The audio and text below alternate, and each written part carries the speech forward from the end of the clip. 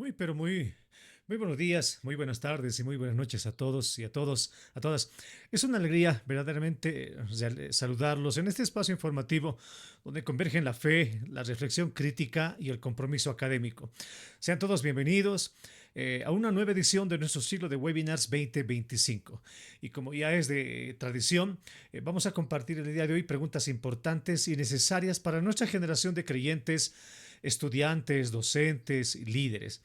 Los saludamos de manera muy especial a quienes nos siguen desde distintos rincones de Bolivia y también a nuestras hermanas y hermanos de habla hispana que se conectan desde países vecinos, tales como Perú, Brasil, Argentina, Chile y por supuesto nuestros hermanos de Colombia, México y más allá.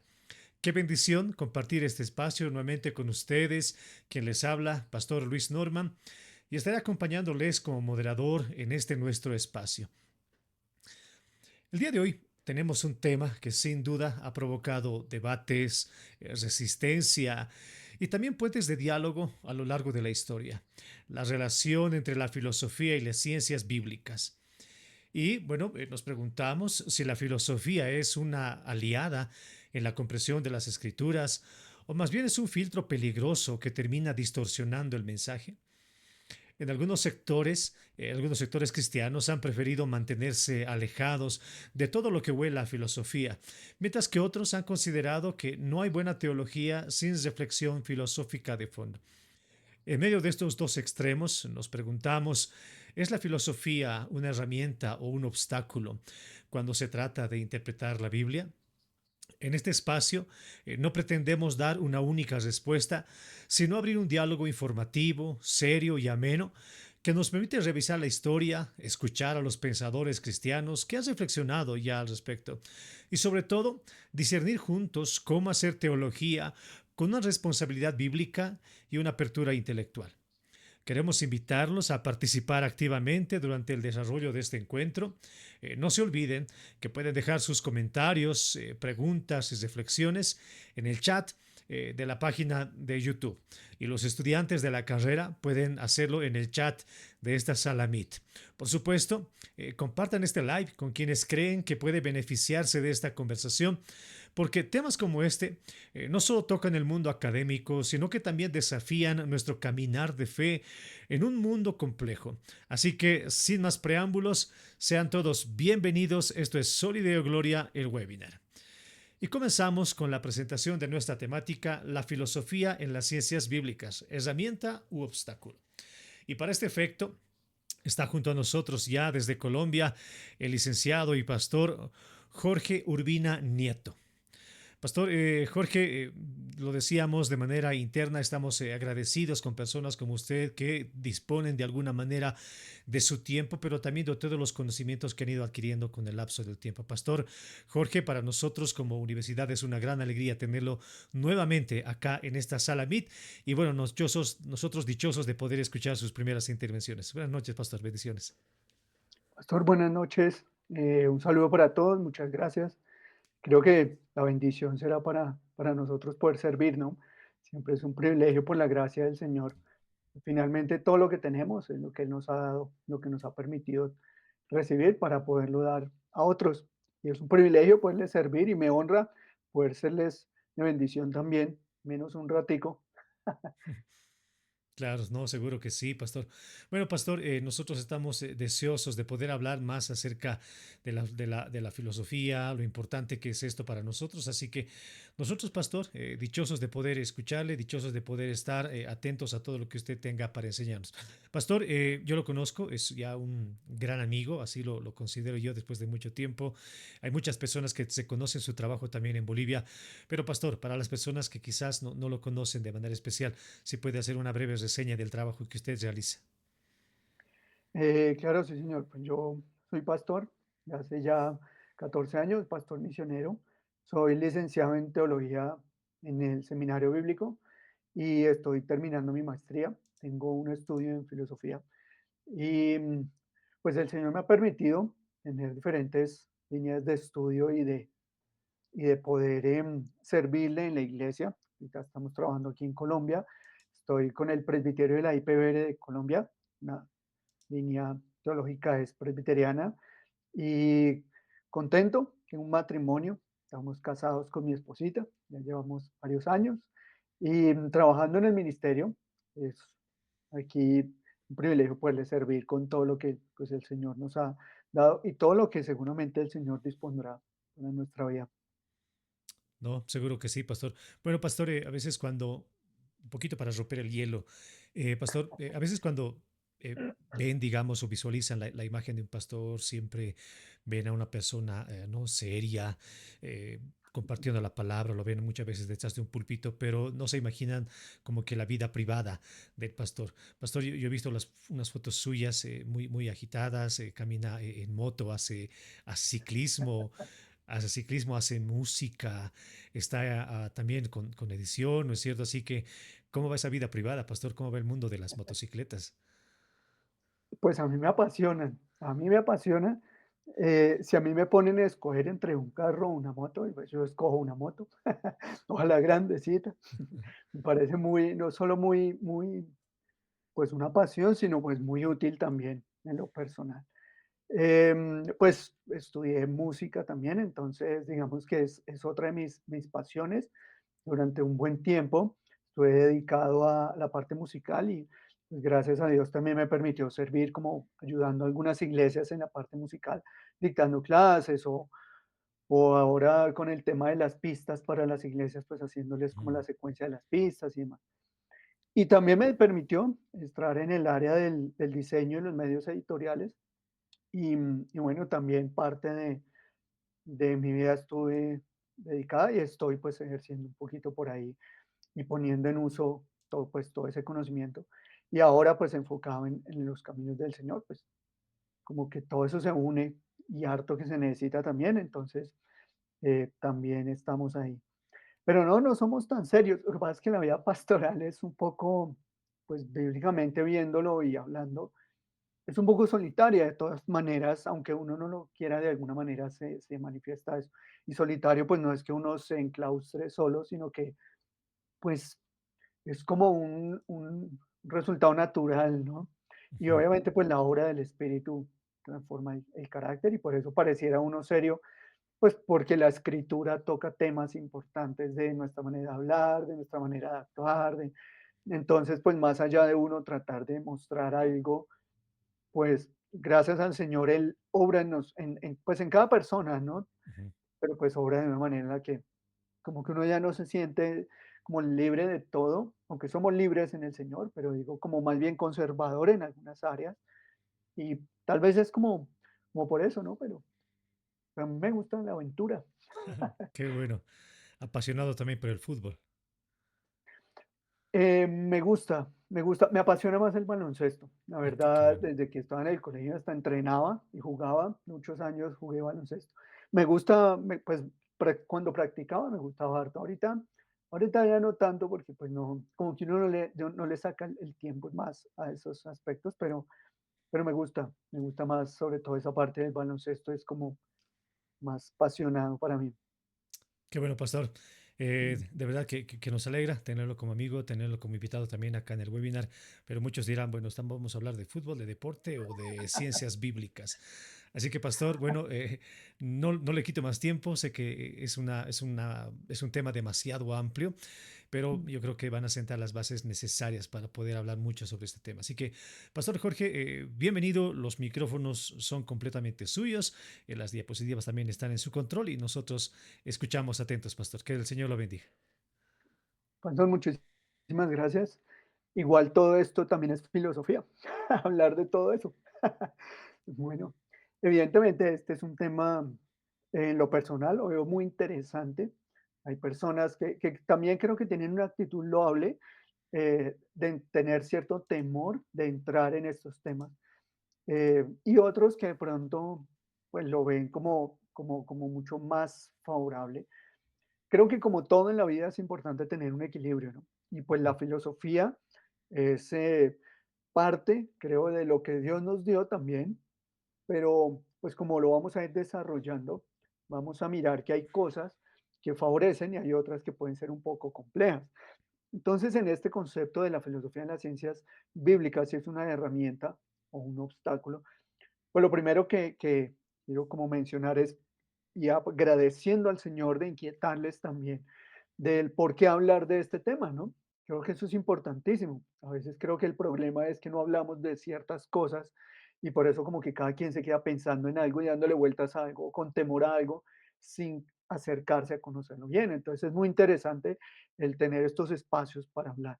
Hay varios malentendidos sobre la filosofía dentro de la fe, y digo malos entendidos, no porque no sean ciertas algunos temores, sino porque creo que hay cosas que se salen de la verdad o del mismo concepto de lo que es la filosofía y se malinterpreta este tema. Y también pues la presión social y cultural nos hace que como que alguien dice frases similares como, pero es que le quitan la autoridad a la Biblia. Entonces, como que eso ya nos pone en un límite, porque como que alguien dijo lo mismo, pero lo dijo con una intención muy distinta, en contra. Otro dice lo mismo, pero lo dice a favor. Pero al yo estar ahí, escucho las mismas cosas, entonces mi reacción será dependiendo de mi postura frente a estos temas. Entonces me parece importante poderlo hablar. Evidentemente no podemos hablar relativamente en profundidad, porque pues hay mucho que hablar aquí. Pero es cierto que uno de los objetivos que debemos tener en cuenta hoy es por lo menos mostrar el lugar correcto de la filosofía en el quehacer bíblico, ¿cierto? Eso es por lo menos una meta. Ya con esto quedaríamos satisfechos. Mostrar ese lugar correcto en la filosofía, en ese quehacer bíblico. La filosofía es importante en algunos aspectos. Pues esto lo voy a decir con mucho temor en mi corazón, pero también con mucha sinceridad. Porque hay frases como por ejemplo esa que está ahí en la presentación. A Dios no se le pregunta el por qué, sino el para qué. Yo entiendo a veces la intención detrás de esta afirmación, pero creo que hay que tener cuidado, porque cuando nosotros miramos, por ejemplo, a Jesús en la cruz, una de las preguntas que él hizo fue, Padre, ¿por qué me has abandonado? Entonces Jesús sí pregunta, ¿por qué? Creo que aquí empezamos a usar la filosofía, porque si a mí me dicen que no diga, que no le pregunte a Dios por qué, pero en la escritura hay muchos pasajes con esta pregunta hacia Dios, pues eso me genera un conflicto si yo soy cuidadoso en mi lectura bíblica. Y ese conflicto lo debo desarrollar a través de una estrategia, una línea de pensamiento. Es a lo que llamamos filosofía, que ya lo definiremos más adelante. Pero entonces estas frases creo que son muy ciertas si hablamos de un conjunto, por ejemplo, no solo de la pregunta, sino también de las intenciones de mi corazón, porque no es lo mismo hacer una pregunta que cuestionar el actuar de Dios de una actitud incorrecta. Esos son dos temas distintos. Pero esto manera de introducción para que nos demos cuenta que el proceso lógico es parte de lo que es la filosofía. La filosofía y las ciencias bíblicas nos generan preguntas y creo que nos generan temores que son correctos, porque obviamente son ramas del conocimiento que van teniendo ciertas inclinaciones que pueden atentar contra la fe. Entonces creo que este temor de alguna manera es correcto porque nos protege, pero también creo que ese temor a indagar, lo que también dice allí, en aquello que no comprendemos, no solamente puede ser bueno el guardarnos de caer en especulaciones, sino también nos puede retraer de la verdad. Entonces, es importante buscar el verdadero significado de la filosofía y encontrar en un balance eh, el tema de bendición que puede traer esta herramienta. Quiero hacer una aclaración y es que la palabra de Dios nos llama a la conciencia también, una conciencia que evidentemente se somete a la obra del Espíritu Santo. Entonces, esta conciencia también nos permitirá acercarnos o alejarnos de lo que es el uso de la filosofía. Y de alguna manera me parece que es interesante también esa perspectiva, teniendo las razones adecuadas, ¿no? Entonces, eso también es importante. Quiero abordar los siguientes temas en este día rápidamente, por lo menos de una manera general, que es comprender el objetivo, por ejemplo, de hablar, que es lo que haremos hoy, y la importancia del tema de la filosofía. Exponer una muy breve definición de los términos, tanto filosofía como ciencias teológicas, ¿verdad? Responder qué lugar ocupa la filosofía, qué aporta la filosofía a las ciencias bíblicas, pero también cuál es el problema de no darle el lugar adecuado, ¿cierto? Y vamos a hacer una conclusión final. La idea es poder abordar de una manera general, pero creo que lo más puntual posible cada uno de estos temas. Comprender que la filosofía es una herramienta y como muchas herramientas dependerá de cómo la usamos. Yo siempre he creído que no es lo mismo entrar a un quirófano y que un médico tenga un cuchillo allí en su mano, que yo ir en la calle y encontrarme con una persona que tenga un arma blanca en su mano. Pueda que el elemento sea el mismo y la herramienta será la misma. Pero la pregunta es cómo se va a usar en esos dos ambientes. Entonces, por eso creo que es importante comprender que la filosofía es una herramienta y que va a depender del uso que nosotros le demos.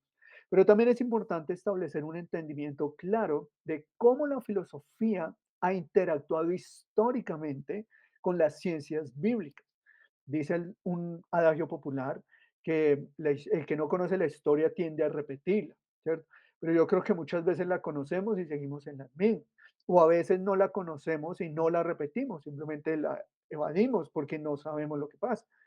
Y eso sucede con la filosofía. Desde tiempos antiguos la filosofía ha sido usada también dentro de la iglesia de una manera objetiva y de bendición para resolver asuntos importantes de la fe cristiana. Entonces, no necesariamente cuando miramos la historia podemos afirmar a nivel contundente que es mala, aunque tampoco podríamos hacerlo de decir es buena. Creo que todo tiene un uso y una posición correspondiente. Para entrar en esto, quiero usar estos dos pasajes de la escritura, que es posiblemente uno de los que más pueden generar confusión y rechazo hacia la filosofía. Y es Colosenses 2.8, dice, mirad que nadie os engañe por medio de filosofías y huecas sutilezas. Y a veces lo he visto como en contraste con Proverbios 1.7, que dice, el principio de la sabiduría es el temor de Jehová. Entonces, quiero traerlos a colación porque a veces se usan para decir, si ves, la filosofía es una hueca sutileza, o sea, eso no ayuda, eso no aporta. Lo que debemos hacer es ir al Señor y dejar que Él sea el todo y ya. Y entonces algunos atacan el estudio, atacan la lógica, atacan un proceso de pensamiento, atacan el hecho de que alguien quiera buscar una respuesta de su fe cristiana. Pero quiero aclarar que estos pasajes no tienen nada que ver con lo que es el concepto filosofía. Cuando el apóstol Pablo habla de por medio de filosofías y huecas sutilezas, no está hablando del concepto o la línea de la filosofía, que claro que ya existía en su momento, sino que está hablando del corazón, del uso, de las estrategias. Es más o menos lo mismo que pasaba con la circuncisión. Fue una bendición y los apóstoles en su momento siguieron ciertas prácticas, pero de ninguna manera fueron tratadas de forma condenatoria por el simple hecho de ser antiguo testamentarias. Lo que Pablo estaba apelando era que ya no tenían su mismo sentido y aquellos que las usaban para mal, entonces entraban a ser enemigos de Cristo y es lo mismo que pasa con la filosofía. No es el concepto lo que es el problema. El problema es el cómo usamos estas herramientas. Y por eso dice Proverbios que el principio de todo, el principio de las cosas, el principio del conocimiento y la sabiduría es nuestra comunión, nuestra relación con el Señor. Ese es el principio de todo nuestro. No es la filosofía ni las ciencias humanas. Sin embargo, esto no niega que no tengamos el permiso de Dios para usar lo que Él nos dio a nosotros, como la lógica, por ejemplo. Entonces muchos creyentes ven la filosofía como con sospecha y otros la exaltan sin ninguna crítica o ningún filtro. Y creo que ninguna de las dos es como tan acertada. Debemos ponerle una lupa, pero no ni rechazarla del todo, ni mirarla sin ningún tipo de lupa, ¿no? Necesitamos es un discernimiento bíblico, como lo dice allí, ¿cierto? Y la humildad para evaluar la función que cumple la filosofía a la luz de la sola escritura y no de la nuda escritura. Y quiero utilizar un poco estos conceptos filosóficos, de hecho, porque a veces hoy en día las personas están hablando de la escritura y de la sola escritura y la escritura y todo el mundo menciona estos conceptos, pero a veces confunden la sola escritura con este concepto de la nuda escritura. Entonces los que dicen que es solo escritura, lo que hacen es rechazar el 100% de toda cosa que no esté escrita literalmente en la palabra de Dios. Entonces, si a mí me traen un libro de historia o de geografía, yo lo rechazo, porque es solo la Biblia. Y eso en la nuda escritura, que es un problema para la fe cristiana y no es sana para la iglesia del Señor. La sola escritura no nos enseña a rechazar todo lo que no esté en ella, sino más bien todas las cosas que vienen a nosotros las pasemos por un solo filtro, la palabra de Dios. Es nuestro filtro.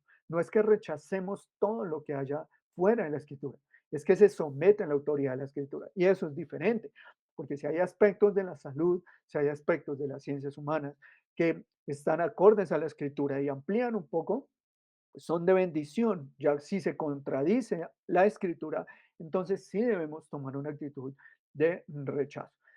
Definamos entonces los términos de una manera muy rápida, porque yo he creído que cuando uno habla de temas, digámoslo por lo menos a nivel formal, uno debe tener cuidado de si expone el término por su definición estricta, por lo que es políticamente correcto o por lo que es el trato común de las personas. Y es importante aprender en qué léxico estamos hablando para saber si hablamos el mismo idioma. Entonces, por definición etimológica y literal, la filosofía es amor por la sabiduría o amor por la verdad. ¿Cierto? Por ende, el filósofo es el que busca la verdad por definición, en búsqueda de la verdad. Tradicionalmente o culturalmente se considera que es reflexión, racionalismo, crítica del ser, conocimiento, moral, razón, pero se considera enemigo de la fe en algunos momentos, precisamente porque se define como, es que filosofía es racional y la verdad es que eso no ayuda en nada, pero pues por definición eso no es solamente un sentido de la filosofía, sino que es precisamente buscar la verdad. Algunas ramas de la filosofía importantes dentro de su definición es la metafísica, que no tiene que ver con temas espirituales. La metafísica es que va más allá de lo que se pueda llegar a probar, es decir, en lo que es en sí mismo el significado de las cosas, lo más profundo y puro de lo que es, por ejemplo, un objeto, un término, un concepto. La parte epistemológica, el por qué sabemos lo que sabemos, la parte lógica de llegar a un razonamiento para poder comprender algo, y la parte ética, cómo puedo yo trazar una línea de conducta en una situación. Básicamente, eso son herramientas que nos aporta la filosofía independiente del área en la que se encuentra. Definamos lo que es la ciencia bíblica. Las ciencias bíblicas son diferentes disciplinas que nos ayudan a entender y aplicar la escritura, ¿cierto? Con métodos de historia, métodos lingüísticos, literarios, culturales. Encontramos la teología bíblica, la teología propia, la hermenéutica, la crítica textual, la historia, la lingüística, bueno, un montón de herramientas dentro de las ciencias bíblicas enfocadas solamente a lo que la escritura nos permite ver. Y todo esto es lo que nos va a llegar a nosotros a llegar a una conclusión. Viendo esta definición muy general y muy rápida, la pregunta es, ¿son compatibles la filosofía y las ciencias bíblicas? Quiero dar una respuesta clara y es sí. O sea, yo digo, sí, son completamente incompatibles. Pero, dicen por ahí que todo tiene un pero, y es verdad, todo tiene un pero, bajo una importante condición. O sea, la filosofía es 100% compatible con el estudio en las ciencias bíblicas y la escritura, sí y solo sí, cumple esta condición. La filosofía no puede ser la norma de interpretación ni igual de importante a la escritura. Si la filosofía y de por sí todas las ciencias humanas cumplen esta condición, serán de bendición. La biología es de bendición. Las ciencias naturales, la química, la física, son de bendición. Sin embargo, hay, mm, digamos, enseñanzas, hay temas que se oponen a la palabra de Dios, entonces ahí ya no lo podemos ver del todo como una bendición. Sin embargo, eso no quiere decir que no sea compatible. Entonces es compatible si está bajo la autoridad de la escritura. Y la historia nos enseña que no siempre hubo una gran enemistad entre la filosofía y las ciencias bíblicas. ¿Qué es lo que pasa? La filosofía tuvo un origen sin ser un concepto formal o una ciencia del conocimiento, digámoslo formal, em, para responder el tema de los mitos, ¿sí? En un comienzo, fuera del pueblo de Israel, la mitología era la que le daba respuestas a las preguntas importantes. Entonces, como que, ¿no? Las olas del mar son por el dios del mar, ¿sí? Entonces, como que, bueno, caía un rayo y el dios del trueno. Y la mitología comienza a dar interesantes, porque quiero advertir que son interesantes, exposiciones que buscan respuestas a lo que no era entendido. Y me parece interesante si no se ve desde la fantasía, sino desde una línea de pensamiento. Pero llega la filosofía y dice, no, pero espera un momento, porque es que pues sí, interesante eso, pero pues, los minotauros no existen, entonces como que tratemos de buscar una verdad que sea lógica y comienza a haber una línea de pensamiento que posterior se va a convertir en lo que es la filosofía, la base para la ciencia y los métodos científicos, que ya después pasan a ser con el racionalismo algo mucho más complejo. Pero en un comienzo no, porque finalmente la filosofía buscaba dar respuestas a la verdad.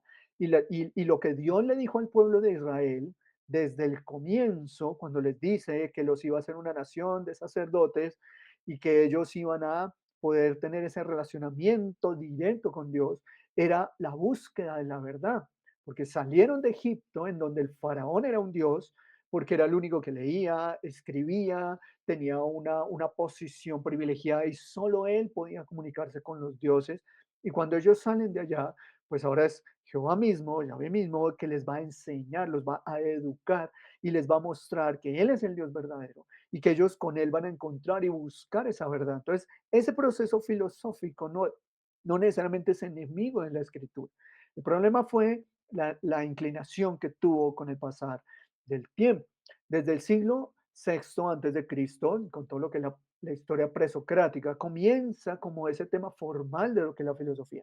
Ahora es interesante porque cuando eso estaba sucediendo, nosotros miramos la escritura y encontramos que en la época en la que estaba Daniel, en la que estaban esclavos en Babilonia, entonces es interesante que la filosofía comienza a coger una fuerza en ciertos lugares, pero Israel no está en su territorio, Israel está en tierra gentil. Y de alguna manera todo esto va a venirse con ellos y va a empezar a desarrollarse mientras ellos vuelven a fundamentar todo lo que era la Torá, porque pues ya con Daniel había pasado mucho tiempo de que había sido la ley entregada a Moisés. Entonces, es una época paralela en donde la filosofía va a crecer y el pueblo de Dios va a tener que salir de la filosofía o de la línea de pensamiento de Babilonia a volver a restaurar lo que Dios les había dicho. Por eso es tan importantes pasajes como cuando Nehemías y Esdras nos dicen que encontraron el rollo y lo leyeron, porque volvieron otra vez al pensamiento que Dios les había dicho que debían mantener. Entonces, es la historia paralela de la filosofía con el salir del exilio que estaba Israel allí y que por ende había ya empezado una línea de influencia a través de las culturas que se veían en ese momento. Mucho más se desarrollaría en los tiempos de Jesús. Estamos hablando de 6 siglos antes de Cristo, cuando la filosofía presocrática empieza a coger fuerza. Cuando llega Jesús, nace Jesús y comienza Jesús en sus enseñanzas, no solamente va a empezar a intervenir en el pensamiento judío, como lo vemos, por ejemplo, en Mateo, que la tradición había enseñado una cosa y por eso él dice, antes os fue dicho. Esa tradición se había puesto a interpretar la palabra de Dios de una manera, mas yo ahora les digo, entonces no solo Jesús se enfocaba otra vez en la línea de pensamiento, al pensamiento de Dios, sino que también había una influencia filosófica que estaba rondando por algunos lugares cercanos, ¿cierto? A lo que era pues, Judá y Jerusalén y demás. Entonces, hay dos líneas de pensamiento que van creciendo. Entonces, Jesucristo va a enfrentar también esa línea de pensamiento. Y evidentemente los apóstoles. O sea, el apóstol Pablo no solo se enfrentó a temas eclesiales, también a la filosofía fuerte que estaba en su época. Y pues él dejó varias dudas respecto a las líneas de pensamiento griegas que favorecieron la iglesia de Cristo. Y allí hay un tema interesante.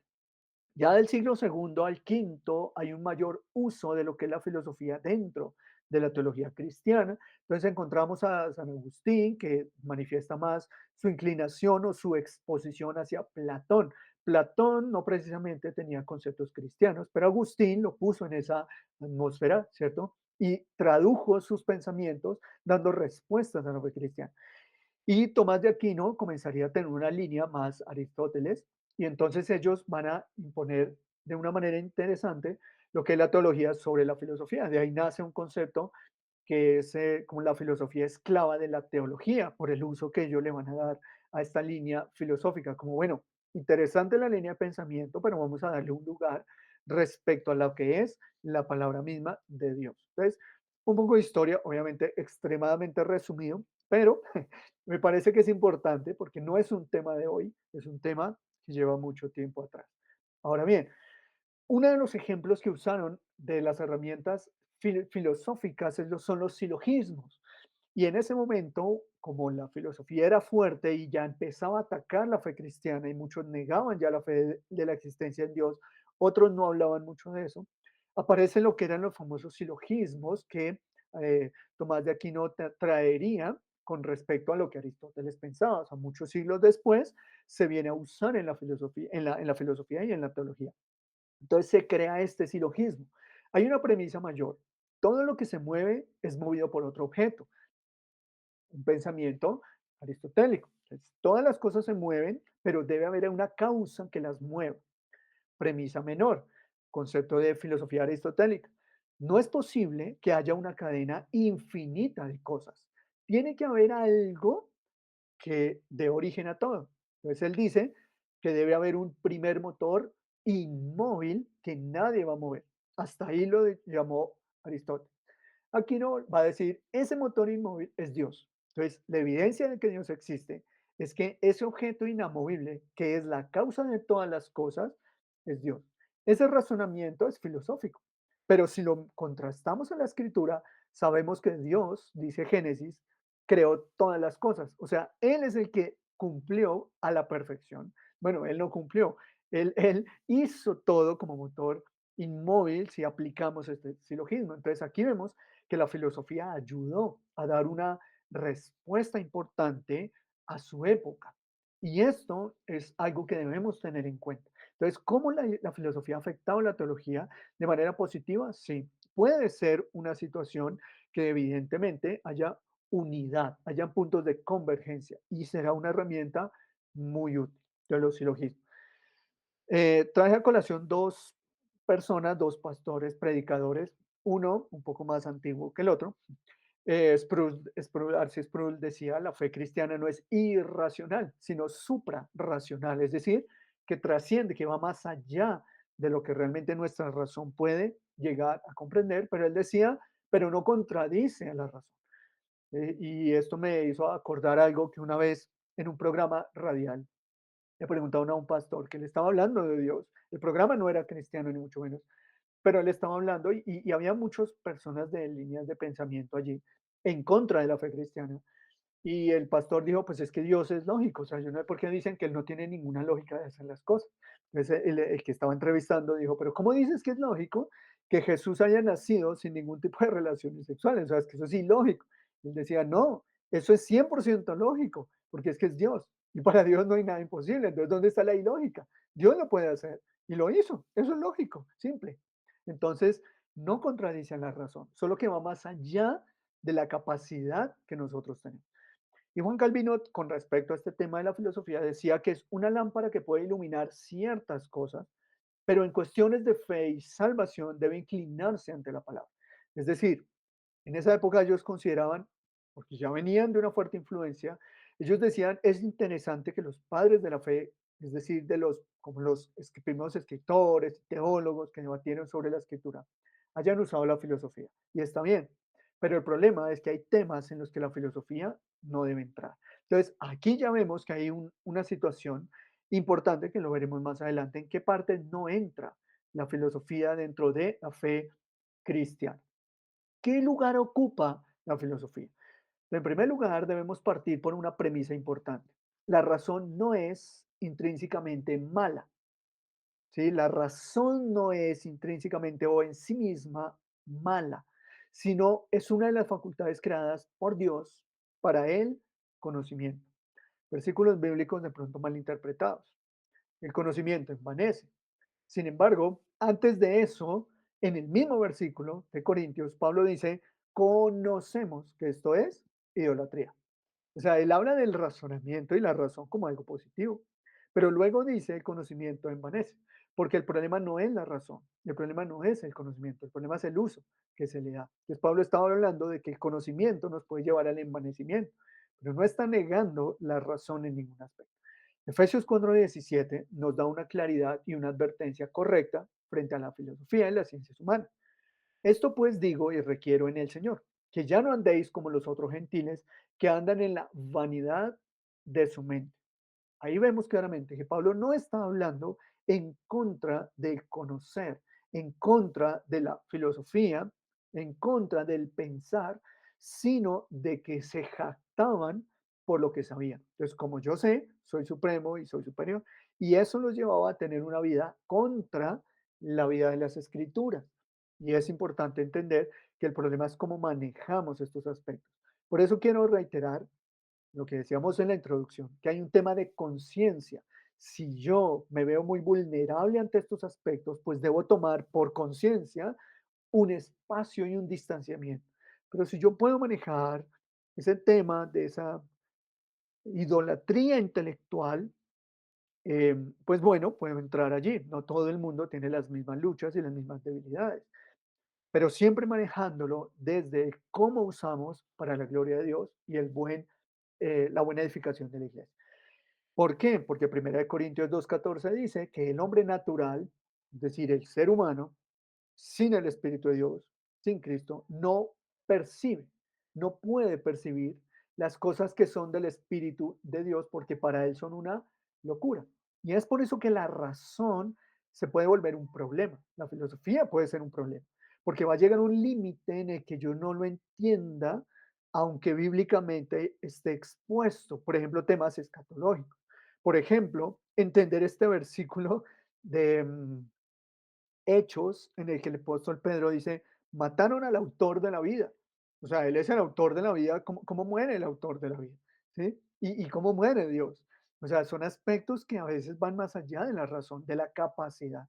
Y por eso Deuteronomio dice que lo que Dios nos reveló es nuestra responsabilidad conocer, pero hay cosas que no son reveladas y en esos temas es mejor no hablar. Y uno de los peligros de la filosofía es querer responder lo que Dios no ha revelado. Entonces, esas son las advertencias de la Biblia. No se opone, simplemente quiere ubicarla en el lugar que le corresponde. Ahora, partimos por no negar lo que no podemos probar, ¿cierto? Perdón, partimos por negar lo que no podemos probar. Entonces, hoy en día se nos obliga a que no lo puedo probar, entonces para mí no existe. Si no tiene pruebas es porque no existe. Pero, ¿por qué dices eso? O sea, eso es una manipulación mental que nos obliguen a negar lo que no conocemos, porque entonces lo que pasaba en siglos anteriores no conocían, pues era mentira, claro que no era mentira, simplemente había ignorancia. Entonces yo no puedo negar algo que no conozco, simplemente no lo conozco y ya. Porque el problema no es el tema del desconocimiento. Entiendo que la palabra de Dios dice que por falta de conocimiento el pueblo pereció, pero en temas de razonamiento no solo es un tema de conocimiento, es un tema de humildad, de aceptar la verdad. Por eso dice Romanos 1:19, porque lo que de Dios se conoce les es manifiesto. O sea, no es que nunca se diera manifestada la verdad de Dios, es que a pesar del conocimiento de Dios y que Dios se los haya manifestado, no hubo un reconocimiento de la verdad de Dios. Ese es uno de los pilares importantes por el cual la filosofía y la teología a veces no siempre pueden ser tan amigas o a veces no se les ve como tan amigas. La lógica, la gramática, la retórica y otras herramientas filosóficas ayudan a organizar el pensamiento teológico, a organizar. Nos ayudan a identificar falacias. O sea, cuando alguien dice algo, yo inmediatamente debo activar, como dice la escritura, evaluar de qué espíritu, dice el apóstol Juan, vienen estas cosas, y eso me lleva a mí a tener un proceso lógico de evaluación. Eso es filosofía, ¿sí? Entonces nos sirve para construir argumentos coherentes. Cuando alguien llega y dice, es que necesito un consejo, vamos a la palabra de Dios. ¿Qué le vamos a aconsejar? Necesitamos un proceso de razonamiento lógico a la luz de la Biblia para aconsejar a esa persona. Eso es filosofía. Entonces, la filosofía prácticamente la tenemos y lo hacemos, pero como línea de conocimiento ya tiene un lugar específico. La Trinidad. La filosofía es la que nos ha ayudado a definir la Trinidad y aceptar la Trinidad. Bíblicamente sabemos que Trinidad es Padre, Hijo, Espíritu, es un Dios, ¿cierto? No son tres dioses, no es 33%, ¿verdad? Bueno, algunas líneas teológicas tienen una posición particular frente al tema de la Trinidad, pero podemos ver que hay un Dios Padre que tiene los mismos atributos que Dios Hijo y que Dios Espíritu Santo. Para definir esta línea de la Trinidad, se utilizan estos conceptos filosóficos, la ousia y la hipostasis. ¿Qué significa eso? Para resumirlo de una manera muy simple, ese parrafito lo traté de poner allí. Cada persona de la Trinidad tiene su propia hipóstasis, es decir, cada uno tiene una particularidad, pero comparten la misma esencia, la ousia, es decir, son 100% Dios. Entonces, esto es un razonamiento filosófico a la luz de todos los argumentos de la Biblia, que creemos en un Dios que es Padre, Hijo y Espíritu Santo. No solo vemos que en la Escritura, aunque no haya un versículo literal, aún así encontramos muchos argumentos para definir y usar esta línea filosófica para llegar a la misma conclusión. Entonces, esto es un ejemplo aplicado. Ahora, la apologética es un lugar importante donde la fe y la filosofía pueden trabajar allí. Esto es positivo, pero personalmente creo que también tiene un alto riesgo. Por lo siguiente, Hebreos 11.1 dice que la fe es una certeza. Dice la fe, la certeza. Y habla de la fe, no las evidencias. Claro, la fe no se basa en la nada, se basa en la verdad, pero no justifica la evidencia como la razón de la fe. Y por eso la apologética puede entrar en un problema, y es querer usar el argumento racional para la conversión del incrédulo y pasar de no ser hijo a ser hijo de Dios. Y la verdad es que hay un tema importante, porque podemos satisfacer el conocimiento, pero no podemos dar vida, no podemos dar nuevos nacimientos a través de la razón. Eso es un acto de Dios, del Espíritu Santo en la vida de una persona. Entonces, la apologética puede ser un lugar en el que es una bendición, pero a la vez puede llegar a tener ese quiebre de querer dejar la fe a un lado y quedarse con el argumento. Ahora, lo mismo pasa con diferentes círculos académicos. A veces se quiere explicar y explicar y explicar y pues no cumple el propósito, porque no, lo que realmente transforma y salva es la palabra de Dios. No lo negamos y no hay que temerle a la razón o a la filosofía, pero hay que darle su lugar. Ahora bien, la filosofía aporta áreas de lógica, argumentación, ontología, ¿cierto? Nos da la esencia del ser, nos permite entender temas del lenguaje, de la hermenéutica misma, ¿verdad? Lo que es la interpretación bíblica, ¿cierto? ¿Cómo podemos llegar a interpretar un pasaje? Todos estos son áreas donde la filosofía nos ayuda en un sentido literal y en una línea de ciencia del conocimiento. O sea, tenemos que sentarnos a pensar, investigar, indagar, y eso es hacer filosofía. También en la ética normativa, la palabra de Dios nos dice que Dios establece la norma y la moral, un aspecto filosófico que cuida la ley de Dios, la moral de Dios. Es, por ejemplo, tener cuidado con el antinomianismo, que es una línea teológica importante, peligrosa, que niega la ley de Dios. Y si bien es cierto, hay algunos aspectos de la ley de Dios no aplicados, la ley moral sigue vigente, o sea, robar sigue siendo igual, mentir sigue siendo igual, la ley moral es igual. Entonces, ¿cómo puedo yo aplicar la ley de Dios, la ética normativa de la palabra de Dios en una situación puntual?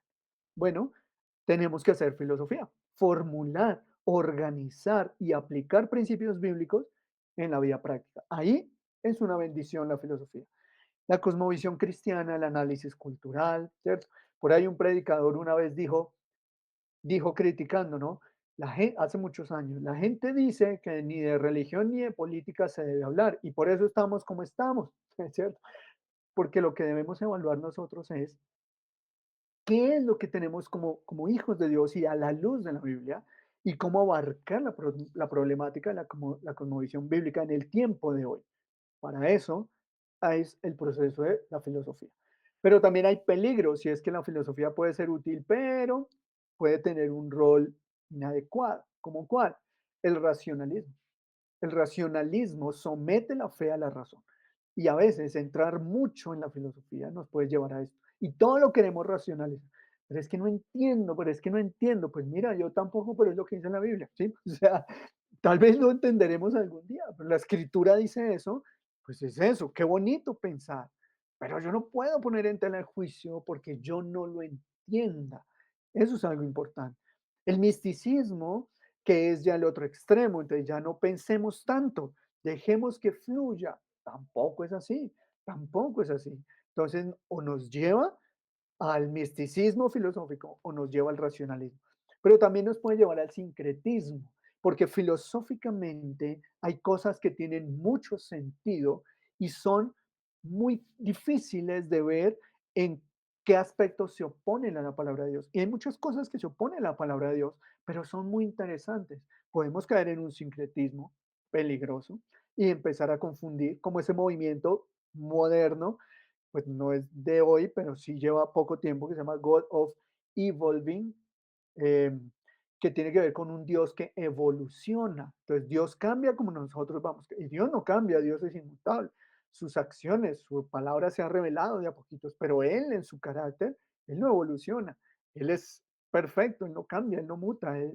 Pero son movimientos que unen diferentes teologías o diferentes creencias por causa de que parece seductor al racionamiento y generan ese sincretismo. Ahora, subjetivismo hermenéutico, entonces como que cada quien interpreta la Biblia como le parece.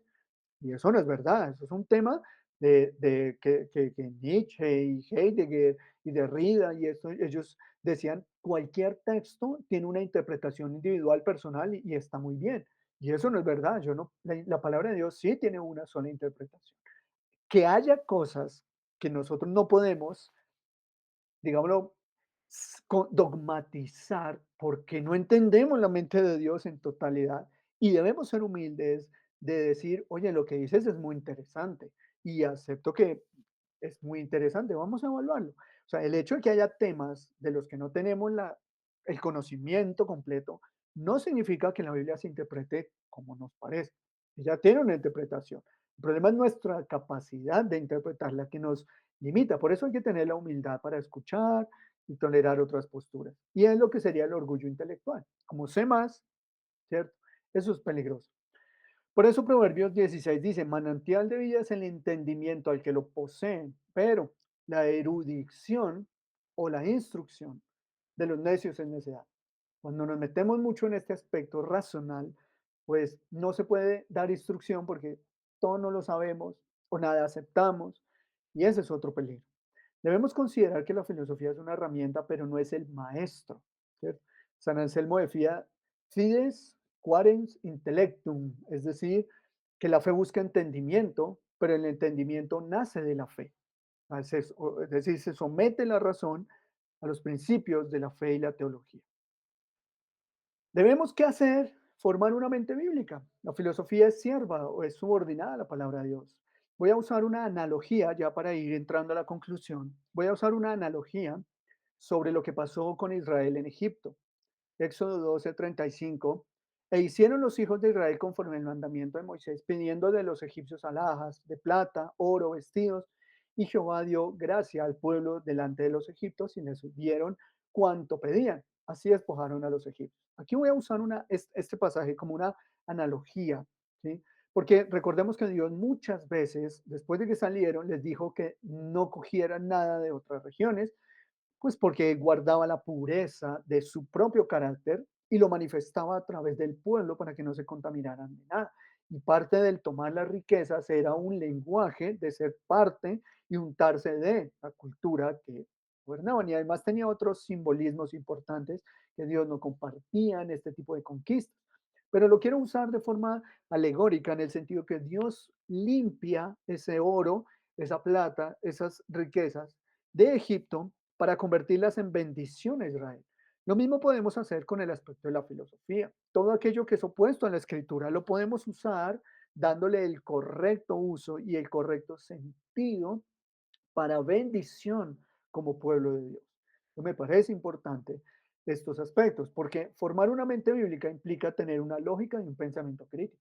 La Biblia habla de los de Berea que analizaban, evaluaban. El primer concilio de la iglesia, el libro de los Hechos, fue un acto de lógica y de un pensamiento crítico diciendo, bueno, establezcamos entonces lo que la iglesia no judía va a empezar a hacer entonces. La filosofía del lenguaje, la metafísica, pero bíblica, es decir, la metafísica la que busca, como dijimos, la esencia pura de las cosas, en este caso es la escritura. La epistemología, porque creemos lo que creemos, ¿verdad? Y obviamente vidas de oración, estudio disciplina de la escritura, un compromiso con la iglesia, consultar libros, documentos históricos, ser parte importante de todo esto es lo que nos hará mantenernos allí. Entonces, para resumir, la filosofía no es enemiga natural de la teología, pero tampoco es juez sobre la teología. Puede ser una herramienta útil en las ciencias bíblicas cuando se somete a la autoridad de la escritura. Mal empleada, ha llevado a graves errores doctrinales y distorsiones del carácter de Dios. Bien empleada, enriquece el pensamiento, sana en lógica, hermenéutica, teología sistemática, apologética y demás. Ahora, no temamos a la filosofía, sometámosla radicalmente al Dios que se revela en Cristo por medio de su palabra. El pueblo de Dios necesita hombres y mujeres con corazones inflados por la gracia, ¿cierto? Y mentes ancladas en la verdad. Y por definición, la filosofía es la búsqueda de la verdad. Entonces, el llamado para la iglesia es no temerle a la filosofía, solamente dejarla en el lugar correcto y apelar a la conciencia. Si eres débil, pues hazte un poquito de lado. Si no, entonces aprovecha la bendición de la lógica, la crítica, el estudio para llegar a respuestas bíblicas, sanas y coherentes para dar respuesta al mundo presente y pues al mundo venidero.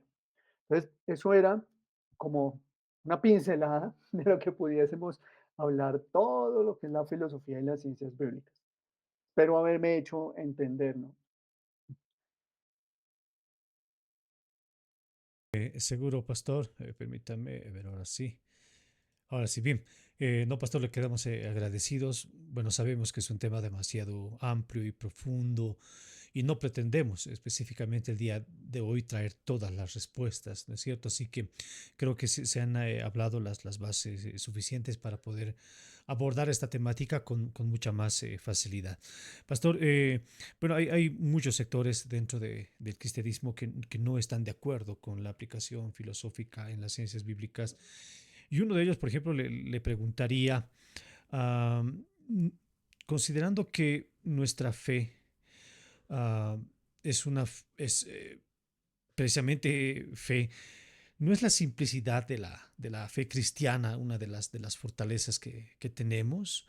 Y no estaríamos complicándonos más al introducir conceptos filosóficos. Eh, Timothy Keller escribió un libro sobre el sufrimiento y en uno de sus capítulos él decía que una de las cosas que los ateos, los incrédulos, los que no están siendo creyentes, presentan ante el sufrimiento es que no le ponen tanto cuidado a eso. Sí, o sea, como que ya se sufre porque sí.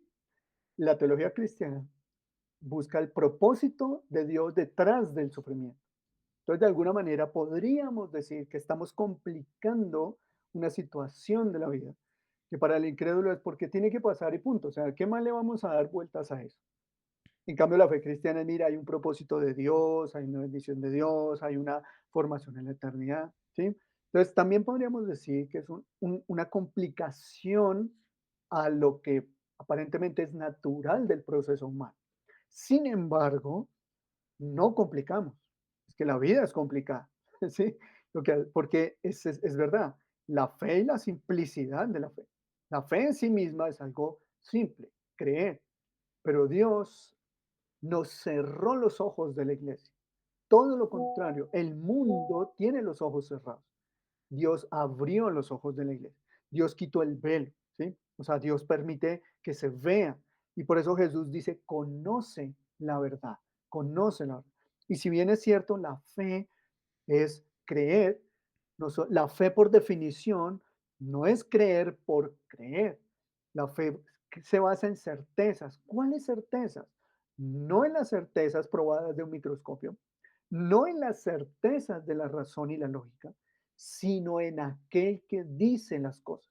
Dios, antes de llamar a cuentas al pueblo, digo a cuentas en un sentido de cumplir algún propósito o algo así, Dios siempre manifestó para que le conocieran. Pues Dios no le dijo a Moisés, ve y libra a Israel y después te cuento quién soy. No, él le dijo, ve y habla con Faraón y él dijo, pero ¿y qué voy a hacer? Y Dios se revela. Eso es filosofía, es una revelación. Y entonces ya Moisés tiene fe. Entonces la fe se basa en argumentos reales y sólidos que aunque no tengan esa demostración científica, sí tienen un argumento lógico. Y es ahí donde hoy en día la filosofía y la ciencia sí se separan un poquito. Antes la filosofía y la ciencia era lo mismo, ahora no. Un microscopio no es lo mismo que un concepto filosófico. Entonces la filosofía no necesariamente es un microscopio. Entonces la fe simple, pero es muy profunda, porque Jesús dijo, cree en la verdad. Yo soy la verdad. Pero Juan 17 dice, tu palabra es verdad. Entonces, la verdad no solo es una persona, la verdad es la palabra de Dios y hay que conocerla. Entonces, no es realmente como tan superficial el tema de la fe. De pronto, no sé si de respuesta a... Claro, no, seguro, pastor. Bueno, tengo otra pregunta. Licenciado Cristian, de la facultad, pregunta lo siguiente. Con respecto y sobre la metafísica, dice él, ¿qué es el ser humano? Sí. No solo ha inquietado a los filósofos a lo largo de los siglos, sino que también resuena profundamente en las escrituras. Mientras algunas corrientes contemporáneas lo definen como el resultado de procesos evolutivos, una construcción cultural o un ente autónomo, la antropología bíblica lo presenta como una criatura de Dios formada a su imagen y con una dignidad que le es conferida. ¿Cómo pueden estas visiones dialogar? ¿Es posible tener puentes entre estas perspectivas o estamos ante comprensiones irreconciliables del ser humano y su lugar en el mundo? Un saludo para Pastor Cristian con su pregunta. Buena pregunta. Eh, yo creo que hay temas irreconciliables.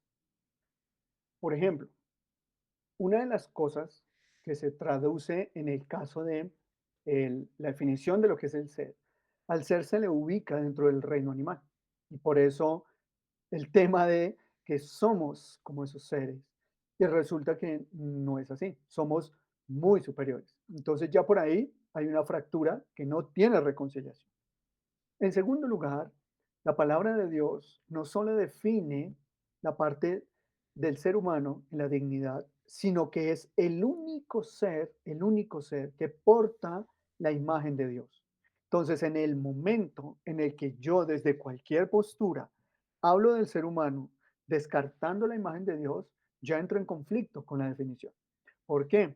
Porque muchas personas se van a ver a sí mismos como importantes, especiales, maravillosos, y aunque es cierto, no es por el ser humano mismo, es porque portamos, lo testificamos, no portamos esa imagen de Dios. Entonces no es lo que yo soy, es lo que soy, es lo que Dios me hizo a mí. Entonces ahí hay una pequeña convergencia, pero es más la división que la unión. Hay cosas que son irreconciliables y por eso la palabra de Dios nos muestra que sí hay una división. Y creo que la división es bíblica. O sea, entiendo que a veces hablamos mucho de la unidad, pero es que lo que une es el Espíritu Santo, dice Efesios, en la unidad del Espíritu. Entonces, sí hay cosas unidas, pero en cuanto a la metafísica, que es la profundidad que definiría el ser, hay cosas no reconciliables. Entonces, lo único que podemos ver es la capacidad intelectual, podemos ver algunos aspectos de la vida humana, el valor humano. De hecho, es una de las cosas por las cuales Dios es tan drástico en el Antiguo Testamento, como de la vida humana, la sangre derramada, pues tiene el mismo juicio justo, que es la sangre de un hombre que debe pagarse con la sangre de otro hombre, no en venganza ni en nada de eso, sino justicia, justicia. Y en ese sentido define el valor humano. Podríamos ver algo parecido en las ciencias humanas. Sin embargo, el valor humano saca a Dios. Y nosotros sabemos que el valor humano es porque somos representantes de Dios, somos imagen de Dios. O sea, ese valor es de Dios mismo y no mi propio valor. El valor me lo da Dios, mi creador. Entonces, aunque superficialmente pueda haber convergencia, a la hora de empezar a profundizar, vamos es a empezar a tomar líneas muy separadas. ¿En qué puntos yo creo que sí podemos unirnos?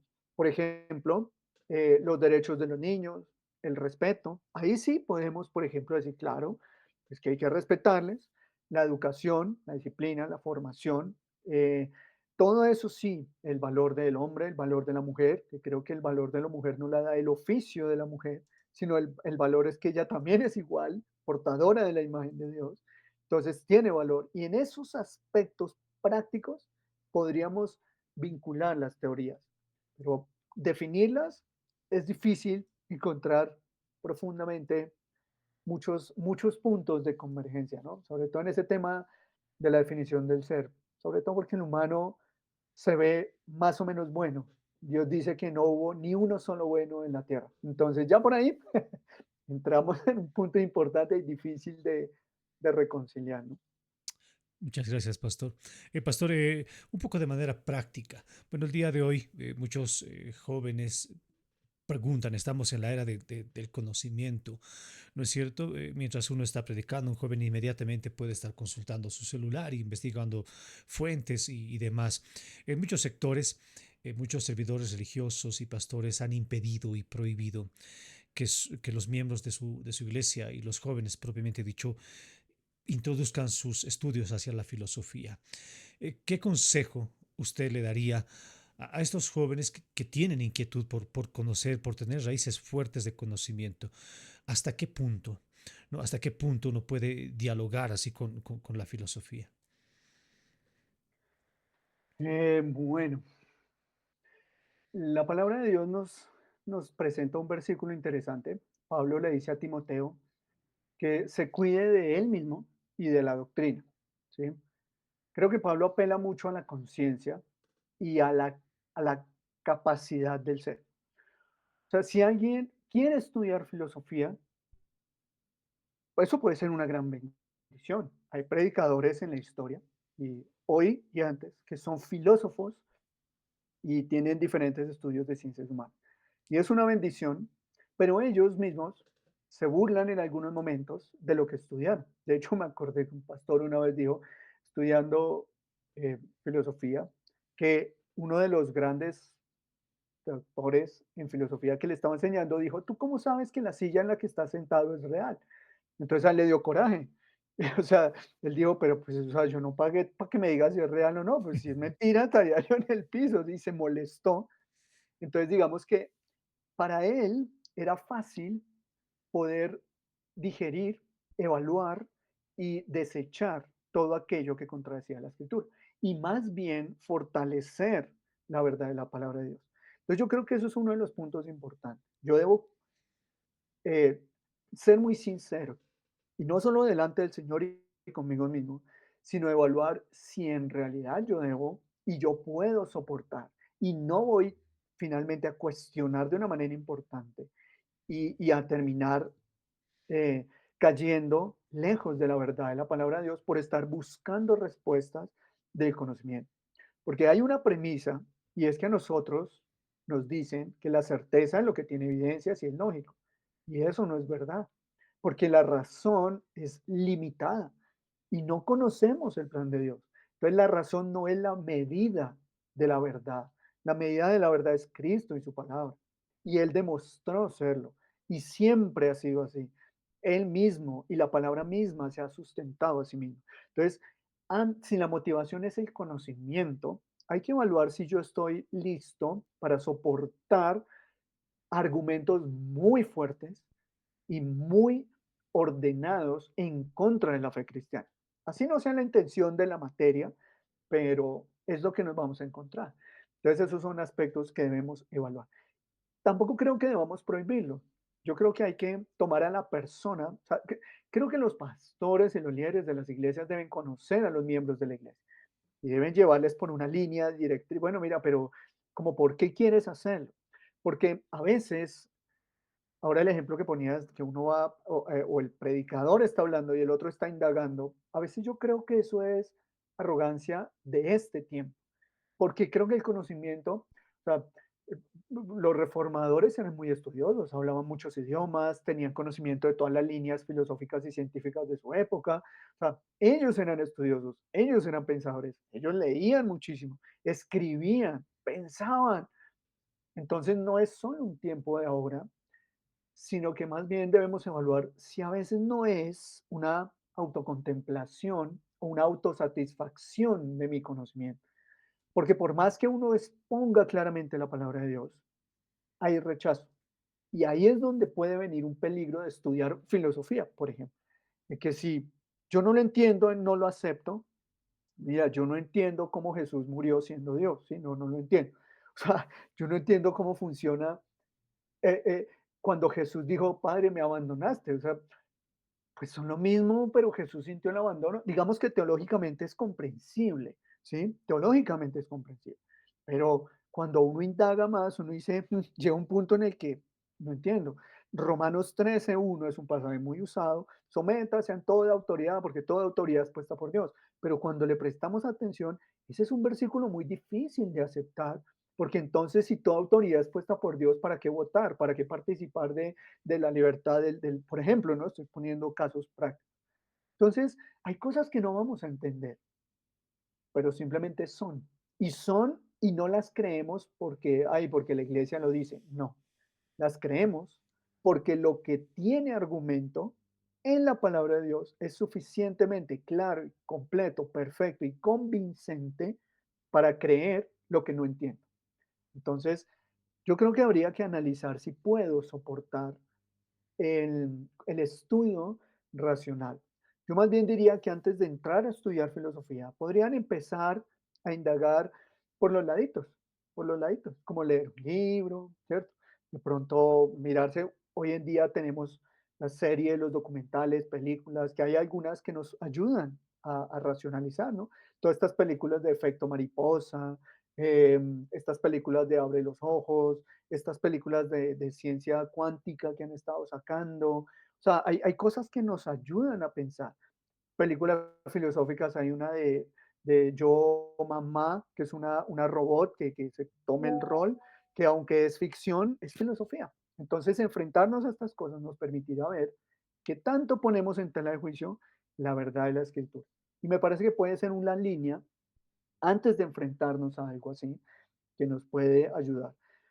Pero creo que es difícil responderla de una manera muy puntual, ¿no? Porque Exacto, cada persona será diferente, pero creo que podríamos evaluar en nuestro corazón hasta dónde podemos. Sería como exacto, más bien pastor. mi consejo primo. Sí, más bien en aspectos generales, ¿no es cierto? Mm, Bien, pastor, gracias. Ha sido un tiempo bien enriquecedor para nosotros. Estoy seguro que para muchos estudiantes y para todas las personas que nos ven a través de las redes sociales. Si esta conversación lo ha edificado, lo mejor que usted puede hacer ahora es dejarnos un like. Déjenos un like, pónganos un me gusta en la página de YouTube. Comparte esta transmisión con sus seres queridos, con algunos hermanos de su iglesia. Estamos seguros que esto puede traer muchas respuestas para temas que hoy son realmente relevantes en nuestro tiempo. Así que gracias a toda la gente que ha estado junto a nosotros durante toda esta exposición. Gracias, Pastor Jorge, por acceder nuevamente a la invitación de la universidad, la disposición de su tiempo y el dar de sus conocimientos como servicio, Pastor. Le quedamos muy agradecidos.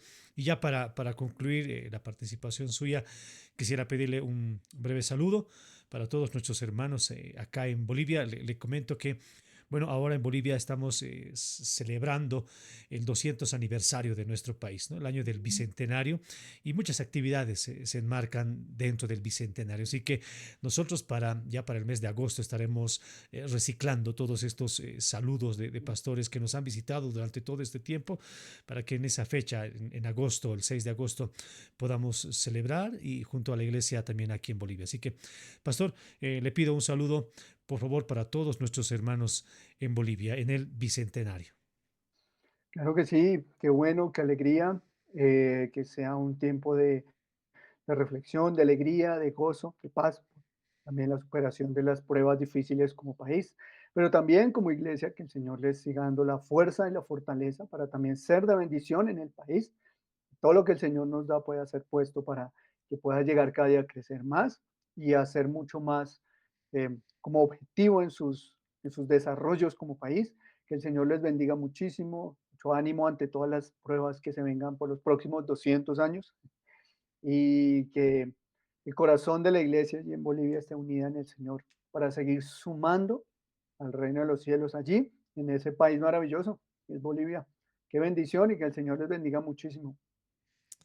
Muchas gracias, pastor. Gracias. De verdad, esperamos que no sea la última oportunidad que nos visita, así de manera virtual. Será siempre un gusto poder verlo nuevamente. Será, pastor, hasta otra oportunidad.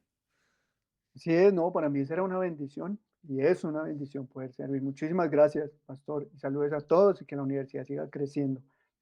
Amén. Muchas gracias, pastor Bendiciones. Jorge. Amén. Bien, queremos agradecer a todas aquellas personas que han estado acompañándonos hasta este tiempo. Lo decíamos, lo mejor que usted puede hacer es compartir esta transmisión con otras personas. Pero lo invitamos a permanecer en nuestras redes sociales, a estar atentos siempre a las notificaciones que nosotros enviamos recurrentemente, porque la siguiente semana, si el Señor así lo permite, estaremos nuevamente llegando hacia sus dispositivos celulares, computadoras, laptops, donde sea que ustedes puedan conectarse.